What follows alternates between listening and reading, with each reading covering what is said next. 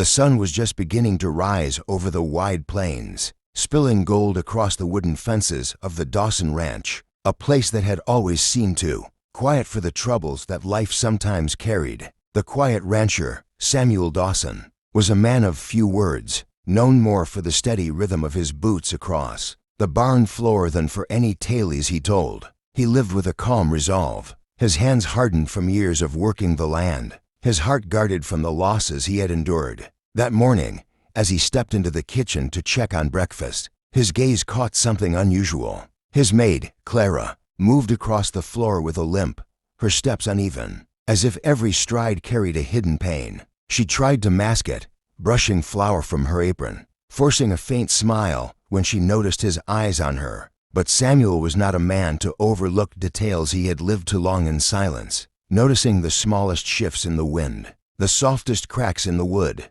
and the faintest changes in the people around him. Clara was young, too young to carry bruises on her arms the way she did, purple shadows peeking from beneath the sleeve of her faded dress. Samuel's jaw tightened, his weathered hand tightening around the coffee mug he held. Something inside him stirred, a protective instinct that surprised even him. He knew the sheriff's office often looked the other way when it came to matters of women working under cruel employers or violent men in town. But Clara wasn't just another maid who came and went. She had worked for him for months, her laughter once filling the kitchen, her gentle ways bringing warmth to the house. Now, her silence was heavy, her eyes downcast, hiding stories she dared not tell. Samuel set his mug down slowly, the sound sharp against the wooden table. He took a step closer, his voice low but steady. "Clara, who did this to you?" The girl's hands trembled as she gripped the edge of the counter, her lips parting but no words coming out.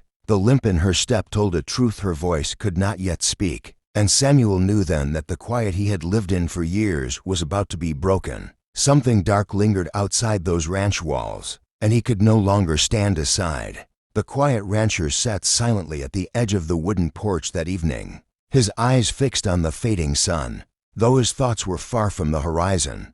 Ever since he had noticed his maid limping that morning, something heavy had settled in his chest. She had tried to brush it off, tried to hide her pain beneath a forced smile, but he was no fool. He had lived a life long enough to recognize when someone was carrying more than they could bear. As the ranch grew darker and the lantern by the door flickered to life, he found himself recalling the way her eyes had darted away from his when he asked about her leg, the way her hand trembled as she kneaded the dough for supper. Inside, the house smelled of fresh bread and wood smoke, but underneath lingered a tension he could not ignore. When he finally stepped back inside, she was setting the table, her limp more pronounced now that the day's chores had worn her down. He walked closer, speaking in the same calm tone that had earned him the reputation of a man who rarely raised his voice, yet always carried authority. "You don't have to hide it anymore," he said gently, and she froze, her shoulders stiffening. Slowly, she turned to him, her blue eyes glistening with unshed tears. For a moment, she seemed to search his face for anger or judgment, but found only a quiet strength that broke the wall she had built around herself, and words spilled out in a trembling whisper. She told him of the cruel hands that had struck her, the heavy boots that had left bruises, and the threats that forced her silence. The rancher listened without interrupting, his fists tightening at his sides, though his face remained composed. When she finally fell silent, the room seemed to hold its breath, a silent vow in his presence alone. "You're safe here," he said, his voice low but firm, and in that moment she believed him. The quiet rancher who had always kept to himself was no longer just her employer, he was her shield. And though neither of them knew it yet, what he decided to do next would ripple far beyond the walls of that cabin and shake the sheriff's office to its very core. The quiet rancher sat in the dim light of his cabin, the creak of the old wooden floor echoing with every step the maid took. And though she tried to hide it, he noticed the limp in her walk. It struck him harder than any storm that had ever rolled across the prairie, for she had always carried out her chores silently, with a strength that belied her frail appearance. Tonight, however, her blue dress was wrinkled, her sleeves slightly torn, and there was a shadow in her eyes that no candlelight could disguise. He did not speak immediately, for words often failed men like him. But his silence was sharper than questions. The rancher finally stood, his tall frame casting a long shadow against the wall, and gently reached for the edge of her apron. She froze, her hands trembling, but his touch was steady, protective rather than harsh.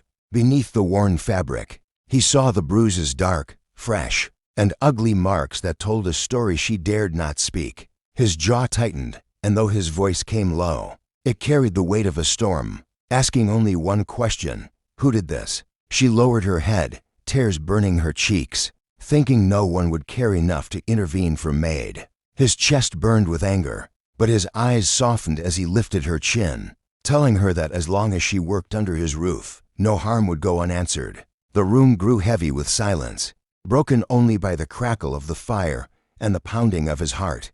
He pulled a chair for her, set bread on the table, and made her sit, while his thoughts raced faster than the wild mustangs outside. He was not a man who often dealt with the sheriff, nor one to stir trouble in town, but the sight of her bruises had cut deep, stirring something fierce and unyielding within him. Tonight, the quiet rancher was no longer a man of silence.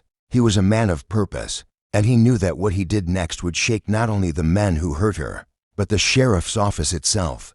The night deepened across the prairie, the stars scattered like silver dust across the black sky. But inside the cabin the air was heavy, with an unspoken storm brewing in the rancher's heart. He sat at the edge of the table, his eyes fixed on the loaf of bread he had broken for her, yet his mind was miles away, replaying her trembling voice and the pain etched in her bruises. The maid sat quietly, hands folded in her lap, shoulders hunched as if she feared to take up too much space. But every time she shifted her weight, the limp became more visible, reminding him of the cruelty she had endured. The rancher's fingers tapped against the wood, a steady rhythm of anger disguised as calm, and finally he rose, pulling his worn hat from the peg on the wall. She looked up at him, startled, her lips parting as though to beg him not to leave her alone. But he placed a gentle hand on her shoulder, telling her in a voice low and steady that he would not let this pass. He had lived his life avoiding the politics of town, but now the town had touched his home, scarred the girl who worked under his roof, and in doing so they had crossed a line that demanded reckoning. He saddled his horse under the cold moonlight, the leather creaking as though it sensed the weight of what was to come, and rode toward the faint glow of lanterns in the distance. Each hoofbeat thundered with his determination, carrying him closer to the sheriff's office, a place he rarely visited, but tonight it would hear his voice. When he dismounted, tying his horse to the post, the quiet streets echoed with the sound of his boots striking the dirt. A few drunkards staggered from the saloon, their laughter dying when they saw the look on his face, grim, unshaken, filled with purpose. He pushed open the sheriff's door, the hinges groaning as if they, too, feared what was coming, and inside sat the sheriff himself, hat tilted low, a deck of cards spread across the table.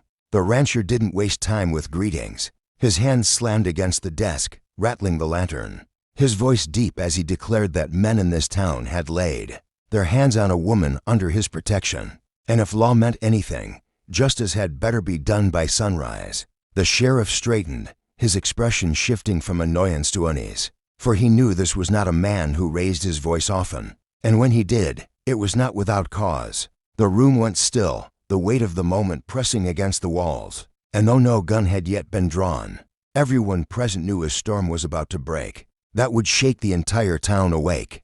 The sheriff rose slowly from his chair, his heavy boots scraping against the wooden floor, and for a long moment he simply stared at the rancher as though measuring the storm brewing in his eyes. The lawman had seen this man before, quiet and distant, a figure who came into town only when necessary, always keeping to himself, never inviting trouble nor bowing to it, and that made his sudden appearance all the more unsettling. The rancher's fists were clenched at his sides, his jaw tight, but his voice when he spoke again was calm to calm, like the deadly silence before a rattlesnake strikes. He described what the maid had endured, how she returned limping, bruised and broken in spirit, and though his words carried no unnecessary flourish, they cut sharper than any blade. The sheriff shifted uncomfortably, his hand brushing the brim of his hat, because he knew the men who had done this were not strangers. They were troublemakers tied to wealthy ranchers in town. men whose influence reached into the sheriff's own office.